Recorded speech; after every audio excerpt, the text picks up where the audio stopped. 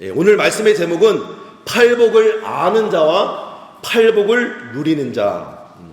팔복을 우리가 그동안 수주에 걸쳐서 팔복의 말씀을 나눴는데, 팔복을 알긴 알아요. 얼마나 복된 일이고 얼마나 영광스러운 일인지를 우리는 잘 압니다. 심령이 가난한 자는 복이 있나니 천국이 그들의 것이며, 애통하는 자는 복이 있나니 그들이 위로를 받을 것이며, 또 온유한 자는 복이 있나니 그들이 땅을 기업으로 받을 것이며, 또 의에 줄이고 목마른 자는 복이 있나니 그들이 배부를 것이며, 또 긍휼히 여기는 자는 복이 있나니 그들이 긍휼히 여김을 받을 것이며, 또 마음이 청결한 자는 복이 있나니 하나님을 볼 것이며, 화평하게 하는 자는 복이 있나니 그들이 하나님의 아들이라 일컬음을 받을 것이며, 마지막 10절 지난주에 의를 위하여 박해를 받는 자는 복이 있나니 천국이 그들의 것이며. 팔복에 약속된 보장된 복이 너무나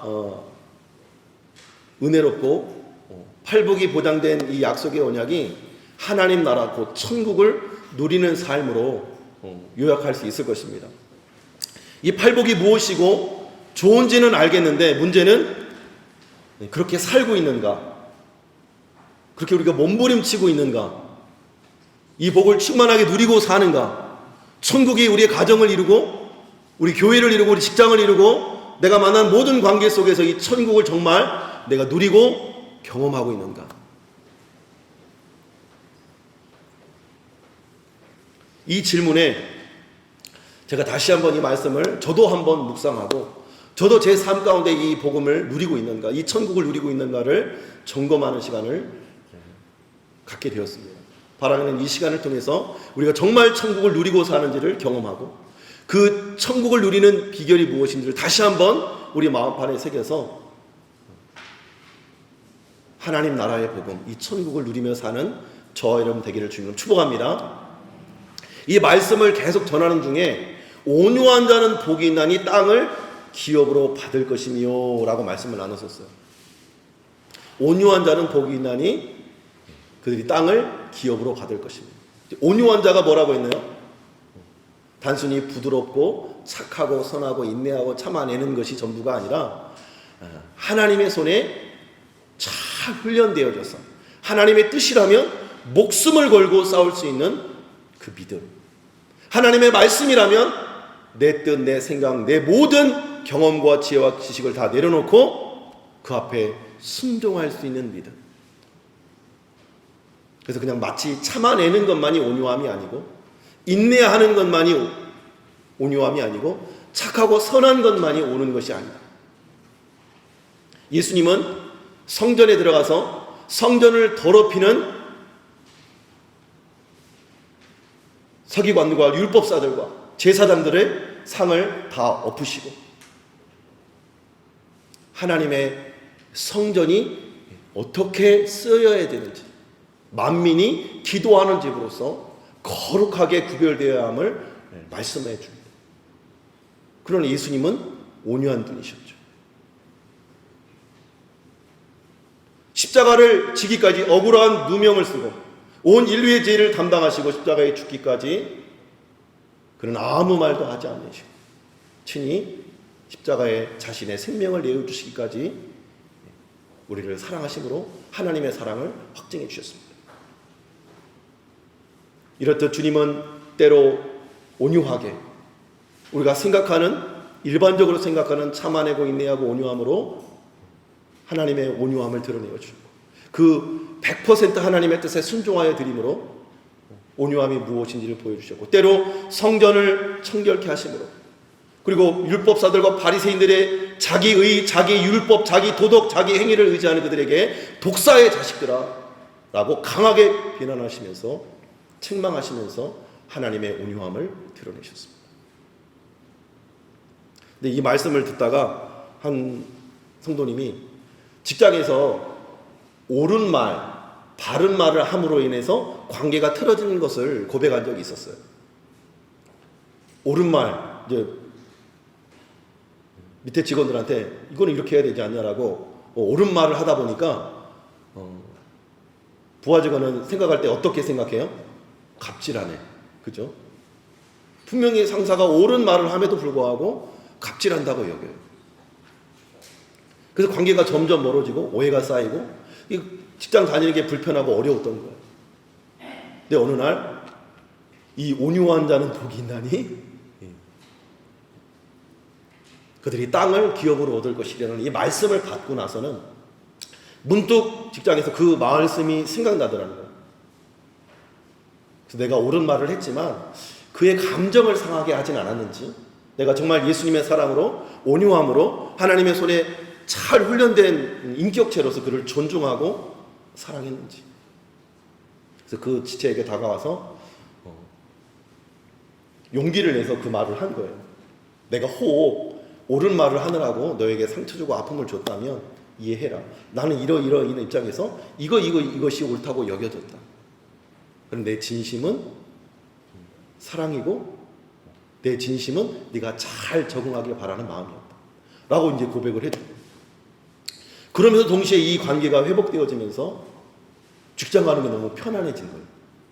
늘 껄끄럽고 직장 갈 때마다 그 미묘한 스트레스 때문에 힘들었었는데 그 직장 나가는 것이 마음이 편안해졌다는 거예요. 근데 신기하게도 그렇게 고백했던 분이 8주째가 지나가면서는 하나님의 말씀에 순종하지 못하고 하나님의 뜻에 따르지 못하는 부분 때문에 아파하며 고통하며 어려움을 호소하는 것을 또 경험했어요. 또 어떤 분은 남편이 철없는 말, 생각 없는 말, 내 몸도 아파서 내 몸도 가눌 수가 없는데 생각 없는 말, 철없는 말을 하니까 내 입에서 거친 말이 나가는 거예요. 함부로 나가는 거예요. 돌아와서 후회하는 거죠. 내 마음도 편치 않은 거예요. 아유, 좀 참아줄 걸. 근데 이 비단, 이러한 일들이 어느 한두 사람만의 이야기는 아닐 거예요. 그죠? 나도 나를 이기지 못하고 내 안에 나를 드러내고 나타낼 때가 많다는 것이에요. 우리 모두는 이러한 어려움, 하나님의 말씀은 알지만 말씀대로 행하지 못하고 천국의 복이, 하나님 나라의 삶의 원리로서의 이 팔복이 우리의 삶에 어떠한 은혜와 복을 주는지 알매도 불구하고 그 말씀대로 순종하기가 너무나 어렵다는 거예요. 그것이 우리가 직면한 현실이라는 거죠. 그런데 우리만 이런 고통 속에 신음하고 아파하고 힘들어하느냐? 아니라는 거예요. 사도 바울 역시도 주를 위해서 목숨을 바치고 주를 위해서 자신의 인생을 다 송두리째 바쳤지만 그 사도 바울 역시도 그의 인생 속에서, 그의 삶 속에서 여전히 육신의 법, 죄의 법과 사망의 법과 영적인 법, 하나님의 법, 하나님의 의, 하나님의 말씀, 하나님 나라의 원리로 살아가고자 하는 이 원리가 늘 그 안에서 싸움했고 충동했다는 것을 볼 수가 있습니다. 우리 로마서 7장 우리 21절부터 25절을 한번 말씀을 통해서 볼게요. 네, 한번 읽어보겠습니다. 시작. 그러므로 내가 한 법을 깨달았노니 선을 행하기 원하는 나에게 악이 함께 있는 것이로다. 내 속사람으로는 하나님의 법을 즐거워하되 내 지체 속에서 한 다른 법이 내 마음의 법과 싸워 내 지체 속에 있는 죄의 법으로 나를 사로잡는 것을 보는도다. 오호라, 나는 곤고한 사람이로다. 이 사망의 몸에서 누가 나를 건져내랴. 우리 주 예수 그리스도로 말미암아 하나님께 감사하리로다. 그런즉 내 자신이 마음으로는 하나님의 법을, 육신으로는 죄의 법을 섬기노라. 우리가 사도 바울 볼 때는 워낙 위대해 보이니까, 그죠?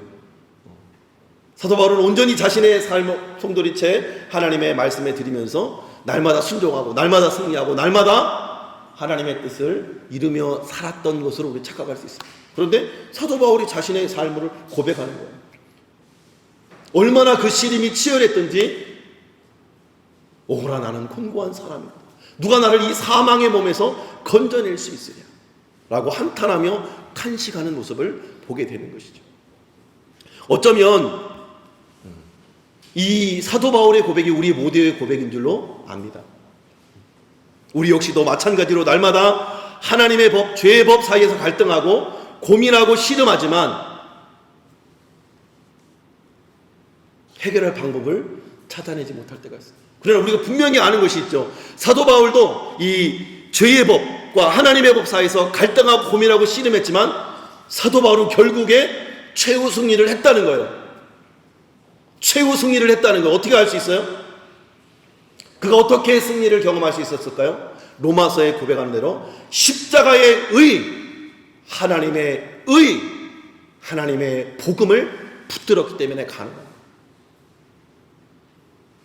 자신의 노력, 자신의 열심, 자신의 도덕과 윤리를 초월한 그리스도의 의를 붙들므로 그는 최후 승리를 경험할 수 있었다.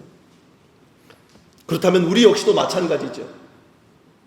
우리의 힘, 우리의 노력으로 아무리 열심히 해보려고 하지만 우리의 힘으로는 한계가 있다는 것을 우리는 인정할 수밖에 없습니다. 그러나 이것을 극복할 수 있는 힘이 무엇인가? 십자가를 붙드는 것입니다. 예수 그리스도를 붙드는 것입니다. 예수 그리스도의 생명을 붙들 때, 그 십자가의 은혜와 사랑을 붙들 때 우리는 하나님의 나라와 의를 위하여 천국 백성으로서의 삶을 살아내는 힘을 가질 수 있다라고 성경은 우리에게 말씀하고 있는 겁니다. 바라기는 저와 여러분들이 이 십자가의 의를 붙드는 주인공들이 되기를 주님을 축복합니다. 오늘 이 말씀을 좀 더 깊이 이해하기 위해서는 이 팔복의 말씀을 13절 이하의 말씀으로부터 쭉 48절까지의 구구절절이 팔복을 자세하게 실제 사례를 통해서 설명해 주고 있습니다. 13절 너희는 세상의 소금이다 말씀하면서 이 소금은 골로새서 4장 6절에 보면 너희 말을 항상 은혜 가운데서 소금으로 맛을 냄과 같이 하라고 말씀합니다. 그리고 마가복음 9장 50절에서는 너희 속에 소금을 두고 서로 화목하게 하라고 말씀합니다. 그러므로 화평하게 하는 일, 하나님의 아들로서 화평하게 하는 일과 같은 맥락에서 우리는 이 말씀들을 이해할 수가 있는 것이죠. 그리고 하나님과 깨어진 관계를 말로써, 우리의 말과 행동으로서 화목하게 하고 나 자신과 가족과 이웃과 세상 사람들에게 하나님과 화목하게 하는 복음을 전하는 것으로 우리는 하나님의 아들로서 천국 백성으로서 사명을 다하는 하나님의 자녀, 하나님의 백성으로 살아갈 수 있는 것을 말씀하고 있는 거예요. 그러므로 팔복의 반복을 계속 풀어서 설명해 주고 있는 거예요. 너의 말과 너의 행동으로, 너의 삶으로 세상에 빛되고 소금된 삶을 나타내 보여주라.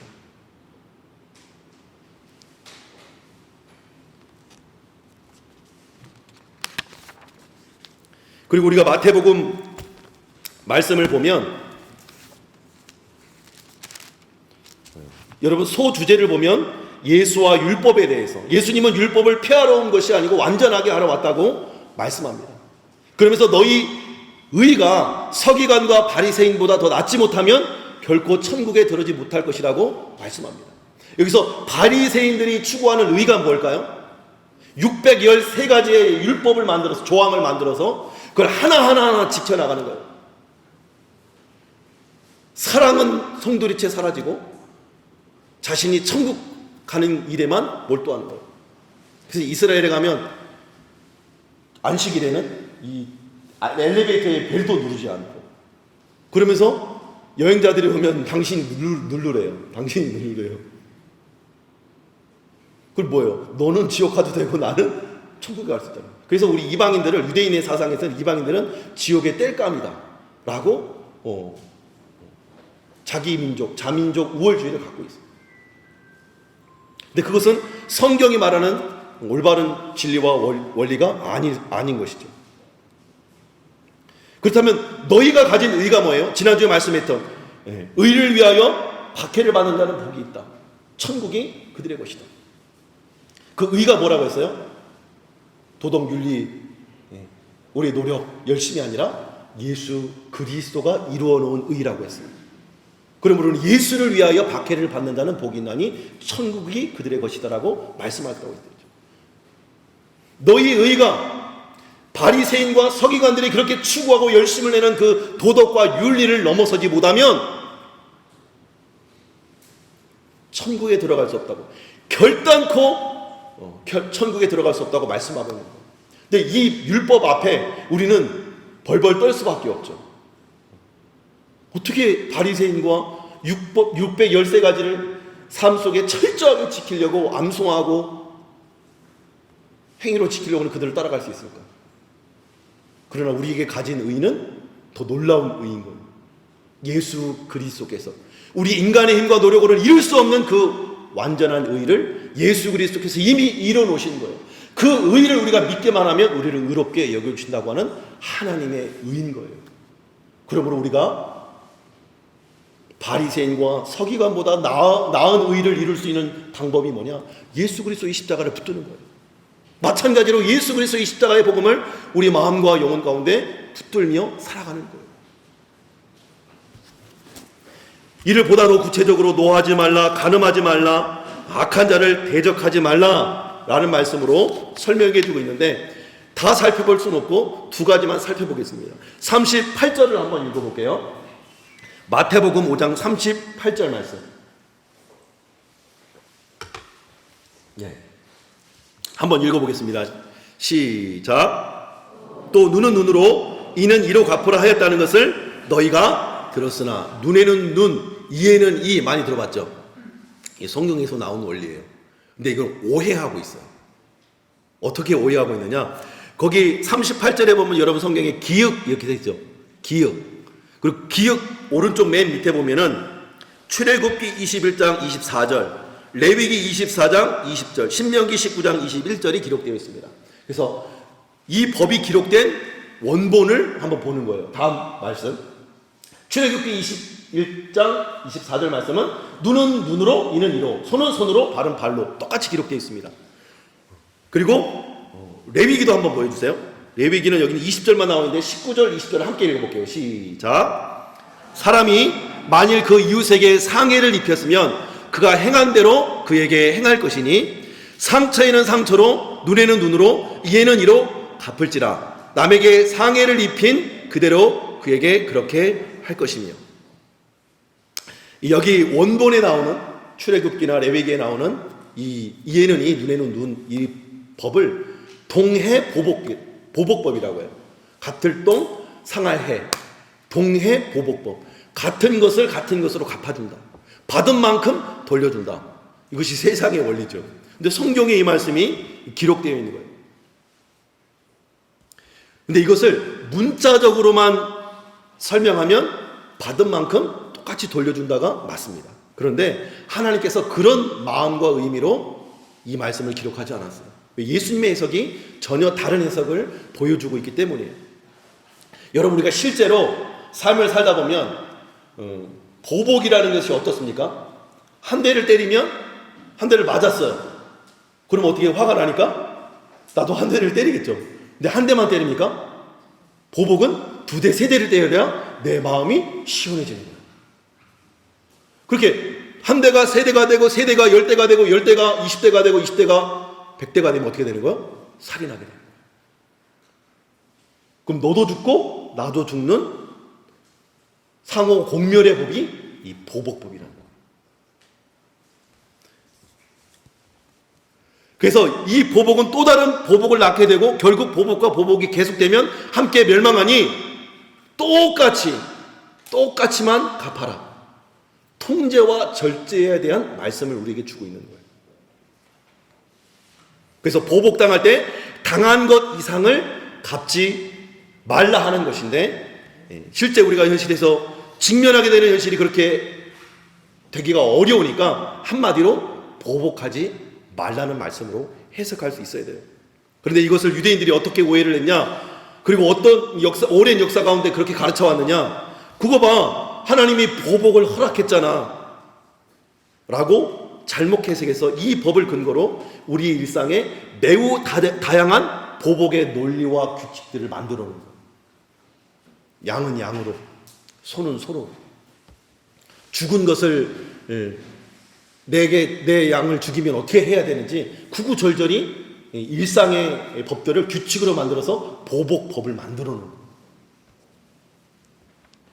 그래서 오늘 38절 말씀을 다시 보면 또 눈은 눈으로 이는 이로 갚으라 하였다는 것을 너희가 들었으나, 유대인의 전통과 율법을 그렇게 가르침을 받았던 거예요. 보복하는 법으로. 근데 예수님이 이 법을 어떻게 바꿔주는 거예요? 나는 너희에게 이르노니, 39절 말씀 읽어볼게요. 39절 시작. 나는 너희에게 이르노니 악한 자를 대적하지 말라. 누구든지 내 오른편 뺨을 치거든 왼편도 돌려대며. 예수님께서는 악한 자를 대적하지 말라고 말씀합니다. 원수를 갚지 말라고 말씀합니다. 도리어 오른뺨을 맞으면 왼뺨도 맞으라고 말합니다. 이것이 하나님께서 주신 율법의 정신이에요. 이것을 아신 예수님이 이렇게 다른 해석을 우리에게 새롭게 가르쳐주고 있는 거예요. 대적하지 말라. 누구든지 내 오른편 뺨을 치면은 왼편도 돌려라. 근데 여기서 뺨의 순서가 중요합니다. 자, 우리 옆 사람 한번 볼까요? 이 뺨을 한번 때리는 신용을 해보십시오. 그러면 어느 뺨이 먼저 맞습니까? 제가 오른손을 들어서 뺨을 때리면 왼쪽이 맞죠. 근데 오른뺨을 성경에서 먼저 언급한 이유가 있습니다. 성경 전체에서 오른쪽은 하나님의 영광, 하나님의 권위, 또 하나님의 능력을 나타냅니다. 마찬가지 사람에게도. 그래서 레위기에 보면 제사장을 세울 때 양의 피를 잡아서 오른쪽 깃뿌리와 오른쪽 엄지손과 오른쪽 발가락에 바르라고 말씀하고 있습니다. 그리고 시편에 주의 오른손으로 나를 구원하시는 이요. 오른쪽은 하나님의 영광의 임재를 상징합니다. 근데 그렇다고 왼손잡이는 뭐 나쁘고 저주받았다 아닙니다. 상징적인 의미라는 것입니다. 왼손이 천재가 더 많아요. 상징적인 의미라는 거예요. 그런 의미에서 이 오른뺨을 때리는 건 하나님이 부여하신 영광의 뺨을 맞는 거예요. 그러므로 가장 수치스럽고 모욕적인 뺨이 오른뺨인 거예요.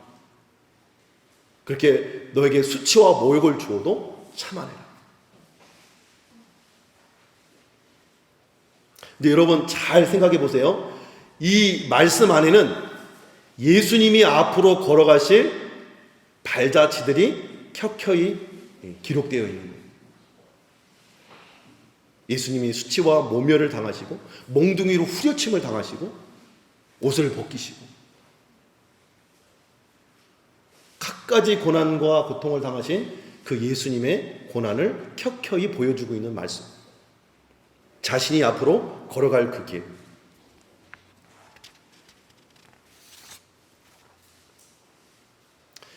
이어서 40절에 보면 또 너를 고발하여 속옷을 가지고자 하는 자에게 겉옷까지 가지게 하며, 속옷을 가지려 달라 하는 자에게 겉옷을 주래요. 이 겉옷의 의미도 마찬가지. 아까 말했던 613가지의 를 상징하는 술이 이 유대인들의 옷에는, 겉옷에는 쭉 달려 있어요. 613가지의 율법을 달고 다니는. 그럼 내가 이거를 지킨다 하는 그런 의식적인 생각을 갖고 있는 거예요. 그러니 속옷을 달라는 데에 겉옷을 준다는 말은 뭐예요? 자기가 붙들고 있는 613가지의 율법을 손들이채 다 빼앗긴다는 거예요. 그럼 자기의 존재가 없어지는 거예요. 왜? 자기는 율법으로 자기의 의를 이루고 있는데 그 율법이 사라진다고 하는 것은, 그 율법을 넘겨준다고 하는 것은 자신의 전 존재를 내어준다는 것을 말씀합니다.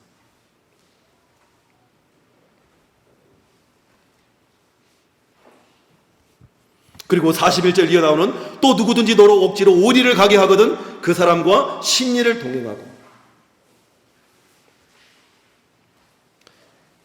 이 로마에서는 강제 징집권이 있었어요. 그래서 로마에 속국이었던 유대인들이 언제든 강제로 그들을 노동에 동원할 수 있는 노동 징집권이 있었는데, 대표적인 사건이 성경에 기록되어 있는 구레네 시몬, 예수님이 십자가 지고 갈 때에 예루살렘 예배하러 나갔다가 돌아가는 구레네 시몬을 잡아다가 예수님이 너무 힘겨워서 십자가를 질 수 없으니까 억지로 그 십자가를 지게 하는 강제 징집권을 동원하는 거예요. 그런데 요 말씀에 항목 하나하나에 아까도 말했듯이 예수님의 앞으로 걸어가실 삶이 예표되어 있어요. 주님이 살과 피를 다 찢기시고 많은 이들을 위해서 내어주신 다음에 옷까지도 다 벗어서 그들에게 내어주신 다음에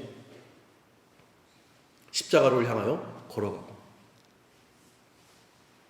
결국 자신의 생명까지도 물과 피를 다 쏟으시고 우리에게 다 주시기 위해서 자신의 전 존재를 신적인 존재와 인격적인 존재를 다 우리에게 내어주시기 위해서 십자가의 길을 걸어가신 거예요.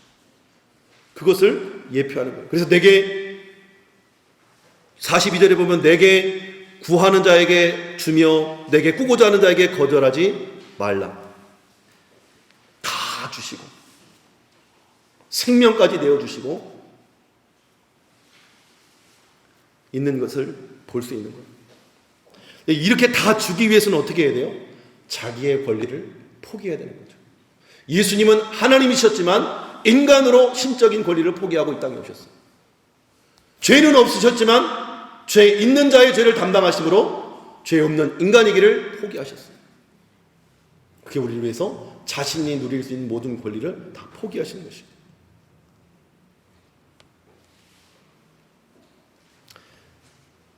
그런데 이것을 지금 누구에게 요구하고 있느냐? 저와 여러분들에게 요구하고 있는 거예요.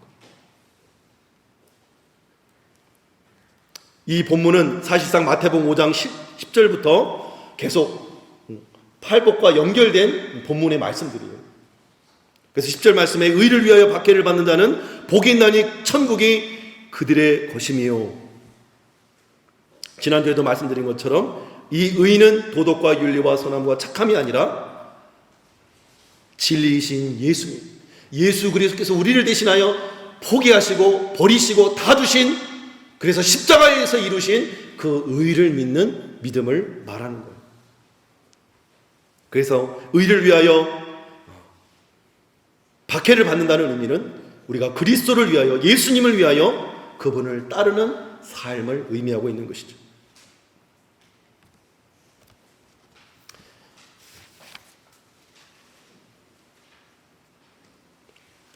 여기까지만 해도 우리가 억지로 우리가 뭔가를 내어줄 수 있는 힘까지는 가능한 것 같아요. 그런데 여기서 한 단계 넘어서는 43절 말씀입니다. 우리가 가장 어렵고 힘들어하는 말씀 중에 한 말씀이에요. 43절 한번 읽어볼까요? 시작. 또 내 이웃을 사랑하고 내 원수를 미워하라 했다는 것을 너희가 들었으나, 이 역시도 레위기 19장 18절에 원수를 갚지 말며 동포를 원망하지 말며 내 이웃 사랑하기를 내 자신과 같이 사랑하라. 나는 여호와니라. 이 말씀의 원고를 유대인들이 또 그들에게 가르치는 거예요. 그래서 너희가 들었으나, 근데 원수를 미워하라는 말씀이 레위기 19장 18절에는 없습니다. 원수를 갚지 말라고 말하고 있고 내 이웃을 사랑하라고 말씀하고 있습니다. 유대인들이 어떻게 이것을 또 해석했느냐? 이웃을 사랑하라고 했고 원수를 사랑하라는 말이 없으니까 원수를 미워하라는 말씀입니다. 미워해도 된다는 말씀이고 로 해석해서 가르친 거예요.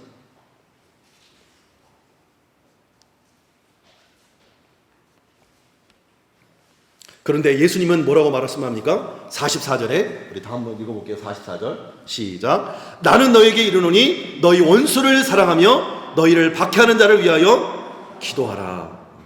예수님은 원수를 위하여 사랑하며 너희를 박해하는 자를 위하여 기도하라고 말씀했습니다. 이 말씀은 우리 모두에게 너무 어려운 말씀이죠. 어떤 한 성도님이 이 말씀을 들으면서, 우리 말씀 듣다가 주보에다 메모하잖아요. 이 메모에 그렇게 기록되어 있었어요. 오늘 특히 어려운 말씀, 난 못해요. 난 나를 좋아하는 사람이 좋지 나를 싫어하는 사람까지 어떻게 사랑해? 좋아하는 사람도 다 못 챙기는데 원수를 무시하거나 신경 끄는 것은 할 수 있겠지만 긍휼히 여기려고 노력까지는 하겠는데 사랑까지는 어렵지 않은가? 여러분 어떻습니까? 어려운 이야기죠.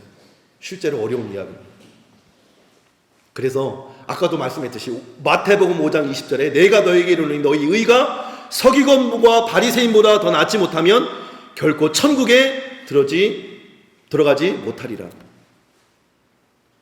우리가 그동안 이해했던 바로 엄청난 부담스러운 말씀입니다만, 무시하고 피하고 싶은 말씀입니다만, 그런데 우리가 이 본문을 배우는 동안 팔복과 연관해서 이해하면 얼마나 큰 은혜의 말씀이고 복음인지는 모르는 것입니다. 우리의 노력, 우리의 행위, 우리의 의, 우리의 도덕, 우리의 윤리로 할 수 없고 그리스도가 이루신 십자가의 의로만 이 구원을 이룰 수 있다고 하는 이 고백.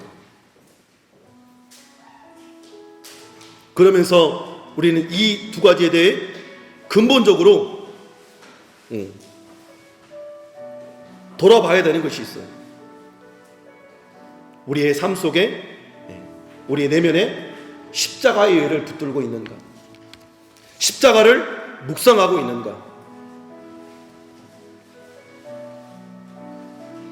주님이 나를 대신해서 자신의 모든 것을 내어주신 그 십자가의 은혜와 사랑, 그것이 내 안에 있다면 화내다가도 그렇죠? 용서할 수밖에 없고, 내가 받은 용서를 생각하면 다른 이를 용서하고 사랑할 수밖에 없는 것이죠. 그래서 저는 이 팔복의 시작이 심령이 가난한 자는 복이 있나니로 시작되는 게 참 은혜예요. 영적으로 파산하여 나는 아무것도 할 수 없고 오직 예수님의 은혜로만 가능합니다. 그 고백이 저와 여러분의 고백이 되기를 주님을 축복합니다. 그 고백 속에, 그 겸손한 고백 속에 우리는 말할 수 있는 것이죠. 터져나온 눈물로 나의 죄를 위하여 회개하고 내 삶에 산적해 있는 문제를 위하여 회개하고 통곡할 수 있는, 그리고 한 영혼, 내가 섬겨야 할 한 영혼, 내가 구원해야 할 그 한 영혼을 위해서 내가 울 수 있는 마음이 부어지는 것입니다. 그래서 고 오카노 목사님이 우리 그리스도인들의 삶이 변화되는 것에는 십자가를 생각하지 않기 때문이래. 우리가 하루에 10분씩만 그리스도의 십자가를 묵상하고 예수님의 십자가의 사랑을 묵상하면 우리의 삶이 변화되지 않을 사람이 없다는 거예요. 그렇지 않아요? 우리가 숱한 순간 나를 핍박하고 나를 공격하고 나를 힘들게 하고 나를 아프게 하는 그들을 향하여 내가 잠깐 5분만이라도 십자가를 묵상하고 하루를 살아간다면 나의 삶은 의미가 달라지겠죠. 가치가 달라지겠죠. 원수까지 사랑하라는데 나는 내 옆에 있는 내 가족도 사랑하지 못하고 있는 거예요. 내 공동체도 사랑하지 못하고 있는 거예요. 부모님과 일가 친족과 자녀들과 이웃들과 형제들을 사랑하지 못하고 있는 것이. 주님은 나를 위해서 다 주셨는데, 주님은 생명까지 다 주셨는데, 우리가 팔복을 아는 데서 멈추는 것이 아니라 팔복을 누리며 살 수 있기를 주님은 축복합니다. 그렇게 팔복을 누리며 살 수 있는 비결이 뭐라고 했어요? 십자가를 붙드는 거예요. 예수 그리스도의 십자가를 묵상하는 거예요. 십자가의 의를 붙다는 거예요. 그것을 나의 의로 믿는 자에게 하나님의 의를 나타내 보여주시겠다고 약속하셨기 때문입니다. 우리 잠시 찬양 하나 하고 말씀을 생각하면서 기도하는 시간 갖겠습니다.